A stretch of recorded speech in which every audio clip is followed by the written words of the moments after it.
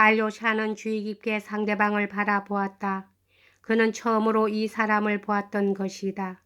이 사람에겐 어딘지 딱딱하고 성급하고 신경질적인 데가 있었다. 방금 한 잔 들이켠 것만은 틀림이 없는 것 같은데 그렇다고 결코 취해 있지는 않았다. 그 얼굴은 어쩐지 지극히 뻔뻔스러우면서도 어딘가 겁먹은 듯한 표정을 띠고 있었다.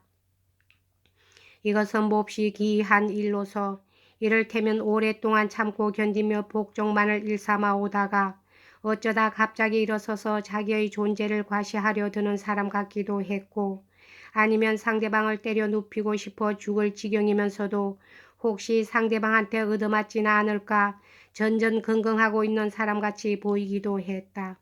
그가 하는 말투나 꽤 날카로운 그 음성의 억양에서는 어딘가 미치광이 같은 유머가 느껴졌지만 그것이 때로는 겁먹은 듯한 의조로 자꾸만 바뀌어지곤 해서 도무지 갈피를 잡을 수가 없었다. 누추한 곳 운운했을 때도 그는 사뭇 몸을 떨며 두 눈을 부릅뜨고 알료샤한테 바샥 다가가서는 알료샤는 무의식 중에 한 걸음 뒤로 물러서지 않을 수 없었다. 그는 낡아빠진 무명 겉옷을 걸치고 있었는데 헝겊을 대고 너덕너덕 기운 데다가 여기저기 얼룩이 져 있었다.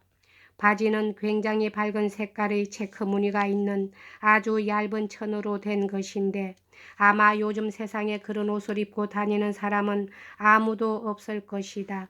게다가 바지 가랑이가 형편없이 구겨져 그 끝이 위로 말려 올라가서 어린애처럼 정강이가 드러나 보였다. 나는 알렉세이 까라마조프라는 사람입니다만 알료샤는 그의 질문에 대답할 양으로 이렇게 서두를 꺼냈다.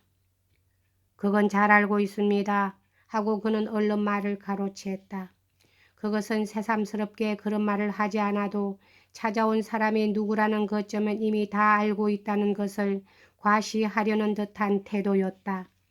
제가 바로 스네기로프 데이란 사람입니다만 그보다도 제가 여쭙고 싶은 것은 대체 무슨 생각이 나서 여길 방문하여 주셨는지. 아니, 그저 잠깐 들렸을 뿐입니다. 실은 당신한테 한 가지 말씀드릴 일이 있긴 합니다만 들어주실런지 어쩐지. 그러시다면 여기 의자가 있으니 착석해 주시기를 바람하지 않습니다. 이건 옛날 희극에 곧잘 나오는 대사지요. 착석해 주시기를 바람하지 않습니다라고 말입니다. 이렇게 말하며 태역 대인은 재빠른 동작으로 빈 의자를 집어들더니 겉에 아무것도 씌우지 않은 나무만으로 된 딱딱한 의자였다. 그것을 그의 방 한가운데다 옮겨 놓았다. 그리고 나서 자기가 앉을 의자까지 갖다 놓은 다음 알료샤와 마주 앉았다. 그러나 너무 바싹 다가앉았기 때문에 무릎이 거의 맞닿을 지경이었다. 제가 니콜라이 일리치 스네기로프라는 사람이 올시다. 러시아 보병 2등 대위. 비록 스스로의 실책 때문에 명예를 더럽히긴 했지만 2등 대위인 것만은 틀림없습니다. 그러나 스네기로프라기보다는 2등 대위 슬로보예브로프쇼프라고 하는 편이 더 적절하겠지요. 왜냐하면 인생의 후반기에 접어들면서부터 나는 항상 슬로보예르스를 붙여 말을 하게 되었으니 말입니다. 슬로보예르스란 그것은 몰락하게 되면 을의 입버릇처럼 되게 마련이니까요. 그건 그렇겠지요. 하고 알료샤는 싱긋 웃었다. 그런데 그 입버릇은 무의식 중에 저절로 그렇게 된 것입니까? 아니면 일부러 시작한 것입니까? 솔직히 말씀드려서 무의식 중에 그렇게 된 것입니다. 이전에는 한평생 슬로보예르스를 붙여서 말해 본 적은 한 번도 없었지만 갑자기 고꾸라졌다가 다시 일어났을 때는 어느새 슬로보예르스가 입에 붙어버리고 말았지요. 이건 인간의 힘으로 어쩔 수 없는 일입니다. 댁에서는 아마 현대의 문제에 대해서 관심이 꽤 많으신 모양이군요. 그건 그렇고 어떻게 저 같은 인간에게 호기심을 느끼게 되셨는지요? 손님 대접 같은 건 도저히 불가능한 환경에서 살고 있는 저 같은 놈에게 말입니다. 다름 아니라 나는 그 일 때문에 왔습니다. 그 일 때문이라니요? 하고 대인은 성급한 말을 가로챘다. 내 형 드미트리와 당신이 상면했었던 일 말입니다. 하고 알료샤는 어색한 의조로 말했다. 상면이라니 대체 무슨 말씀이신지. 그럼 바로 그 사건을 두고 하는 말씀인가요? 다시 말해서 그 팥뿌리 사건, 물에 젖은 팥뿌리에 관한 사건이 아닙니까? 그가 갑자기 앞으로 몸을 내미는 바람에 이번엔 정말로 무릎이 마주치고 말았다. 그의 입술은 뻣뻣하게 긴장되어 있었다. 팥뿌리라니 그게 대체 무슨 뜻입니까? 하고 알료샤는 중얼거리듯이 물었다. 아빠, 저 사람은 아빠한테 나를 일러 바치려고 온 거예요. 알료샤에게는 이미 귀에 익은 아까 그 소년의 음성이 칸막이 커튼 뒤쪽에서 들려왔다. 아까 내가 저 사람의 손가락을 깨물어 줬거든요. 커튼이 거쳤다.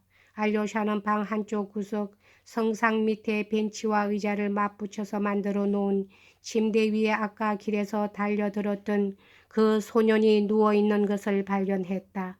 소년은 아까 입었던 그 허술한 외투와 낡은 솜 이불을 덮고 누워있었다. 어디가 괴로운 듯 번들거리는 그 눈빛으로 보아서 몹시 열이 높은 것 같았다. 아까와는 달리 소년은 두려워하는 기색도 없이 알료샤를 노려보고 있었다. 여긴 우리 집이니까 겁날 것 없다고 생각하는 모양이었다. 뭐 손가락을 깨물었다고? 대인은 엉거주춤 의자에서 일어나며 말했다. 그럼 저 애가 당신의 손가락을 깨물었단 말씀인가요? 바로 그렇습니다. 아까 저 아이가 한 길에서 다른 아이들을 상대로 돌을 던지고 있더군요. 6명이나 되는 아이들을 저애 혼자서 상대하고 있었습니다. 그래서 내가 저 애한테 가까이 가려니까 글쎄 저 애가 나에게까지 돌을 던지지 않겠어요. 두 번째 던진 돌이 내 머리에 맞았습니다. 그래서 나는 내가 너한테 뭘 잘못했기에 그러느냐고 물어보았지요. 그랬더니 느닷없이 달려들어 무엇 때문인지 내 손가락을 사정없이 깨물더군요. 지금 곧 혼을 내주겠습니다. 당장에 두들겨 주겠어요. 이등 대위는 벌떡 자리에서 일어났다. 나는 그런 걸 일로 바치려고 여기 온 것은 아닙니다. 그저 그런 일이 있었다는 걸 얘기했을 뿐이죠. 그러니까 당신에게 저 애한테 벌을 주라고 할 생각은 조금도 없습니다. 게다가 제 애는 지금 몹시 편치 않은 것 같군요. 그럼 제가 정말로 저 애를 두들겨 패줄 줄로 아셨습니까? 제가 저 일루시아를 당장 끌어내다가 당신 앞에서 당신을 만족시키기 위해 두들겨 패줄 줄로 아셨습니까? 당장에 그렇게 해야만 마음이 편하시겠습니까? 대위는 금세 달려들기라도 할 듯이 알료샤 쪽으로 획 몸을 돌리며 말했다. 그야 물론 당신의 손가락에 대해서는 심히 유감스럽게 생각합니다. 그러나 우리 일루샤 놈을 혼내주기 전에 당장 당신의 눈앞에서 여기 있는 이 나이프로 당신이 충분히 만족하실 수 있도록 저 자신의 손가락 4개를 몽땅 잘라버리면 어떻겠습니까? 손가락 내시면 당신의 복수욕을 만족시키기에 충분하리라고 생각합니다만 설사 나머지 하나까지 죄다 자르라고 요구하지는 않으시겠지요. 그는 숨이 막히기라도 한 듯이 갑자기 말을 끊었다. 그 얼굴은 근육 하나하나가 경련을 일으키고 두 눈에는 도전적인 빛이 떠올랐다. 그는 극도의 흥분 상태에 빠져 있었다. 이제서야 비로소 모든 사정을 알 수 있을 것 같군요. 알료샤는 여전히 자리에 앉은 채 슬픈 어린 조용한 의조로 대답했다. 그러고 보니 저 애는 착한 마음씨를 가진 아이로군요. 아버지인 당신을 사랑하기 때문에 그 아버지를 모욕한 원수의 동생이라는 생각에서 나한테 덤볐던 거예요. 나는 이제야 비로소 그것을 알았습니다. 하고 그는 생각에 잠기며 말했다. 그러나 우리 형 드미트리는 자기가 한 일을 후회하고 있습니다. 나는 그걸 잘 알고 있어요. 그래서 만일 형님이 이리로 당신을 찾아뵐 수 있다면 아니 그보다도 그때 그 장소에서 다시 당신을 만나 뵐 수 있다면 형님은 모든 사람이 보는 앞에서 당신에게 용서를 빌 겁니다. 만일 당신이 그것을 원하신다면 말씀입니다. 그러니까 뭡니까? 남의 수염을 잡고 마구 끌고 다녔으면서도 나중에 용서를 빌기만 하면 그것으로 모든 건 끝나고 상대방의 마음도 풀어줄 수 있다는 말씀인가요? 아니, 천만의 말씀입니다. 그와는 반대로 형님은 당신이 원하신다면 무슨 일이든 그야말로 무슨 일이든 다 할 것입니다. 그렇다면 당신의 형님한테 바로 그 술집, 서울집이라는 이름의 술집입니다만 그 술집에서든지 아니면 읍내의 내거리에서 제 앞에 무릎을 꿇라고 하면 과연 무릎을 꿇을까요? 물론 무릎을 꿇을 것입니다. 오, 감격했습니다. 감격한 나머지 눈물이 나올 지경입니다.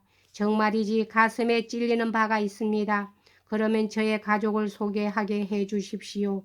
여기 있는 것이 저의 가족입니다. 딸 둘과 아들 하나. 모두가 한 배에서 난 제 자식들입니다. 제가 죽으면 도대체 누가 저 애들을 귀여워해 주겠습니까? 또한 제가 살아있는 동안 저 애들 말고 도대체 누가 저 같은 너절한 인간을 사랑해 주겠습니까?